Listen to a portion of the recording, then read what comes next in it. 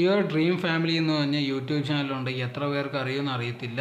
അവരുടെ ഉണ്ടെങ്കിൽ ലേറ്റസ്റ്റ് ആയിട്ട് ഒരു ഇൻ്റർവ്യൂ ഉണ്ടായിരുന്നു. അവരുടെ ജീവിതത്തിൽ നടന്ന കാര്യങ്ങൾ അതിലുണ്ടെങ്കിൽ ഹംസ എന്ന് പറഞ്ഞ അയാൾ ഈ രണ്ട് ഭാര്യ എങ്ങനെയാണ് കല്യാണം കഴിച്ചതെന്നുള്ള കഥകളൊക്കെ പറയുന്ന ഒരു സ്റ്റോറി പോലെയാണ് ഇൻ്റർവ്യൂ നോക്കി കഴിഞ്ഞാൽ.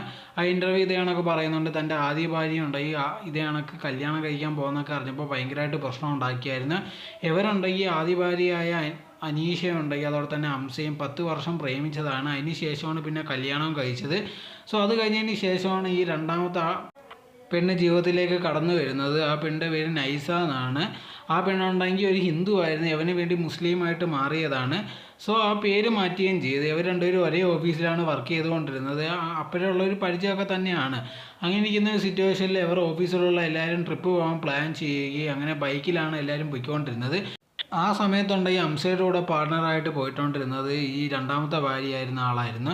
സോ അങ്ങനെ അവർ നല്ലോണം പരിചയപ്പെടുകയും തിരിച്ച് ഓഫീസിൽ വന്ന സമയത്തുണ്ടെങ്കിൽ ഒരുപാട് പേര് ചോദിക്കുന്നുണ്ടായിരുന്നു നിങ്ങൾ തമ്മിൽ വല്ല റിലേഷനും ഉണ്ടോ എന്നുള്ളൊരു കാര്യം. പക്ഷേ ആ സമയത്തുണ്ടെങ്കിൽ അങ്ങനത്തുള്ള ഒരു കാര്യങ്ങളും ഇല്ലായിരുന്നു. ഒരുപാട് പേര് ഇതേകണക്കത്തുള്ള ഒരു കാര്യം ചോദിക്കുമ്പോഴത്തേക്ക് ഇതേ കണക്കുണ്ടെങ്കിൽ നൈസയ്ക്ക് ഭയങ്കരമായിട്ട് പ്രശ്നം ഉണ്ടായിരുന്നു. സോ ഇതേ കണക്ക് ഹംസ വിളിച്ച് പറയുന്നുണ്ട് അത് വലിയ കാര്യമാക്കൊന്നും എടുക്കണ്ടെന്ന്. അതങ്ങനെ റിലേഷനായി ഒരു തമ്മിൽ ഇഷ്ടത്തിലും ആയി. അങ്ങനെ കുറച്ച് കഴിഞ്ഞപ്പോഴത്തേക്കുണ്ടെങ്കിൽ ഇത് കണക്ക് രണ്ടാമത് വിവാഹം കഴിക്കാനുള്ള താല്പര്യം ഉണ്ടെന്ന് ആദ്യ ഭാര്യ എടുത്ത് പറയുന്നുണ്ട്. പക്ഷേ ഭാര്യ ഉണ്ടെങ്കിൽ ഇതിനൊന്നും സമ്മതിക്കുന്നില്ല. മക്കളെ കൂട്ടി വീട്ടിൽ നിന്നൊക്കെ ഇറങ്ങി പോകുന്നുണ്ട്. ഭയങ്കരമായിട്ട് അടിയാവുമെന്ന് ഈ രണ്ടാമത്തെ പെണ്ണിൻ്റെ വീട്ടിൽ പോയി അടിയുണ്ടാക്കി നാട്ടുകാരെയൊക്കെ അറിയിക്കുന്നുണ്ട്. അതിന് ശേഷം ഉണ്ടെങ്കിൽ ഒടുവിലുണ്ടെങ്കിൽ സമ്മതിക്കുകയും ചെയ്യുന്നുണ്ട്. തൻ്റെ ജീവിതത്തിൽ ഏറ്റവും നല്ലൊരു തീരുമാനമായിരുന്നു അന്ന് എടുത്തതെന്നുള്ള രീതിയിൽ ഇത് കണക്കുണ്ടെങ്കിൽ ഹംസ പറയുന്നുണ്ട്.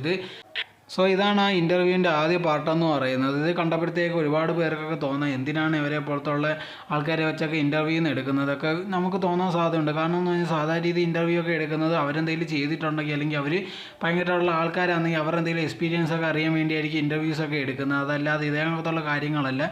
ഇപ്പോൾ ഇതേ കണക്ക് ആൾക്കാർക്ക് വ്യൂസ് കിട്ടാൻ വേണ്ടി എന്തും ഇൻ്റർവ്യൂ എടുക്കുന്നുള്ള രീതി വരെ ആയിട്ടുണ്ട്.